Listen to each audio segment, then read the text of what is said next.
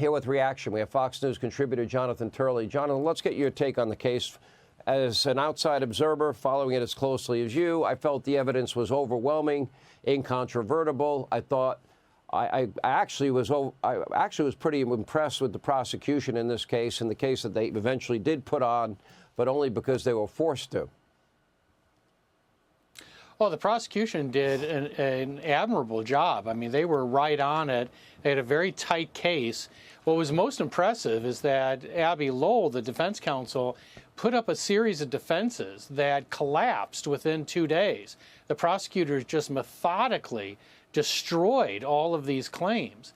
And in a normal case, that jury would have been out for an hour and come back with a conviction.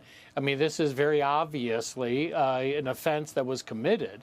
But that's not what the real defense is. I mean, these, as implausible as these arguments are, they're really placeholders.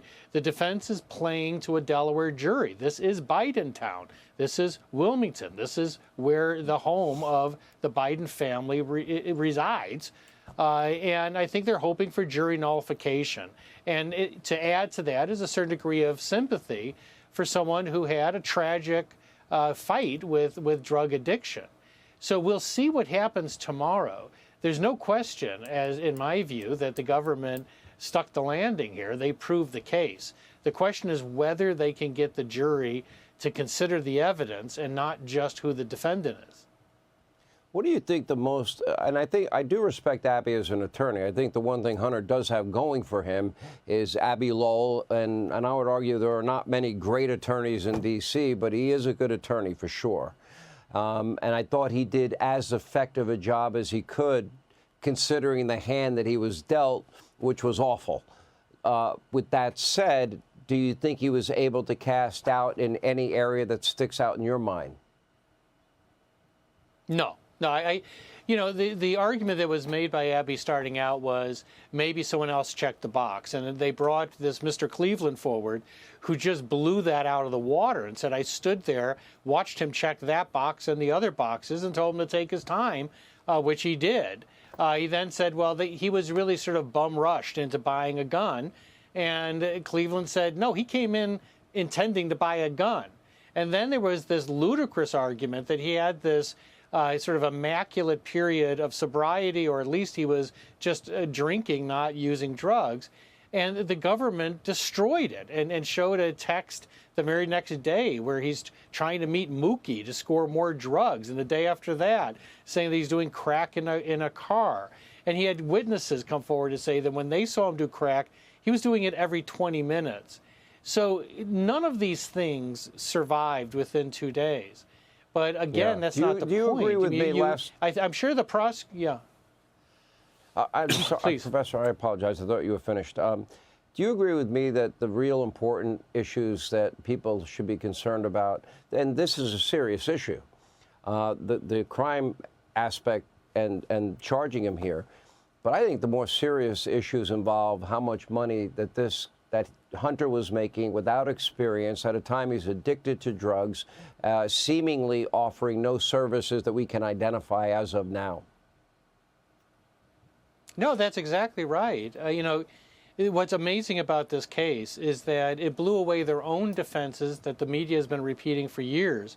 They've been suggesting that Hunter Biden really was this incredibly competent, in-demand businessman and international expert. In his book and in this trial, it's clear that he was addicted and having a very difficult time managing the most basic parts of his life. But he was getting millions from these companies. Yeah. All right, Jonathan Turley, Professor, thank you. Joining us now, Fox News legal analyst Greg Jarrett, Harvard Law Professor Alan Dershowitz. Professor, you're actually on a satellite tonight. I don't have you on your little, Zoom thing. It's great to see you a little bit more clearly. We'll start with you tonight. Let's get your take on the case. And do you agree with the last question I asked Professor Turley, which is about, this is low-hanging fruit as far as I'm concerned, considering the millions and millions of dollars that they brought into this family at a time he's addicted to drugs and with no experience, admittedly, in an interview on Good Morning America.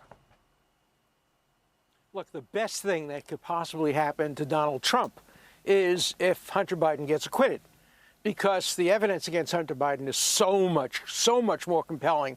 The legal issue is so much more compelling than anything against Donald Trump. And it will prove beyond any doubt that this is all about where the trial was conducted, that if you're Trump and you're tried in New York, it's automatic guilt. And if you're Biden and you're tried in Delaware, it's a different verdict. So the best thing that could possibly happen to Donald Trump is the acquittal of Biden based on all this evidence. It would also be a good thing for America. It would uncover and disclose the horrible double standard that our criminal justice system is going through. Maybe we could get some reform. Maybe we can do something about it. Right now, our criminal justice system is the laughing stock of the world, and I feel just so horrible about it. I've devoted 60 years of my life to trying to defend and explain a legal system based on neutral principles. That legal system is gone. The Trump case destroyed it. And if there were an acquittal in this case, at least it would expose it. Now, there may be a conviction in this case because the evidence is so overwhelming. That won't hurt Donald Trump. But if there were an acquittal, it would help Donald Trump enormously in the court of public opinion. Nobody would believe that the New York verdict was justified if there's an acquittal in this case. There's such a difference in terms of the venue. It seems, Greg, that if you want equal justice and equal application of our laws, and you want constitutional order, it's all going to depend on the venue. It's all going to depend on how politicized and weaponized the prosecutor may be, and how abusively biased the judge can be. Mm-hmm. Yeah, it blows a hole in the notion constitutionally of an impartial jury. But here, the facts are so simple. The law is clear. The evidence of guilt overwhelming the defense argument that Hunter was in denial about his addiction, so that somehow forgives his lie. That is so absurd. But look, if a hometown jury is already in your back pocket, then Jonathan's right sympathy and jury nullification might actually work. And it doesn't matter that jurors are not allowed to negate the law. They do it anyway sometimes because secrecy of deliberations protects them.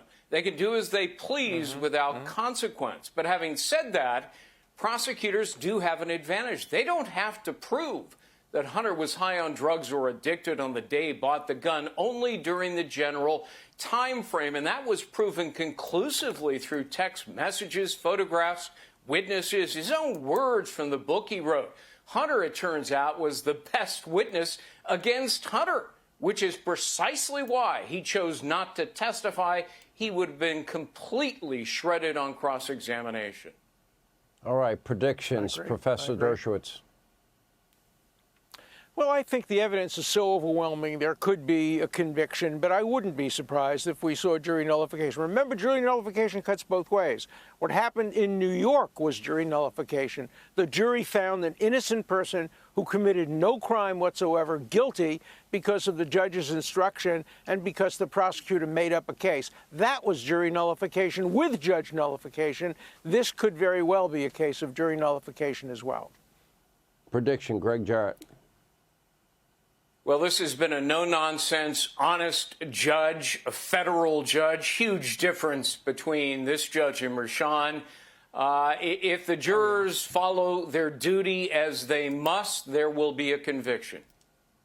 All right. No outcome, be it guilty verdict, acquittal, hung jury, nothing will surprise me here. But we'll see. All right. Thank you all. Appreciate it.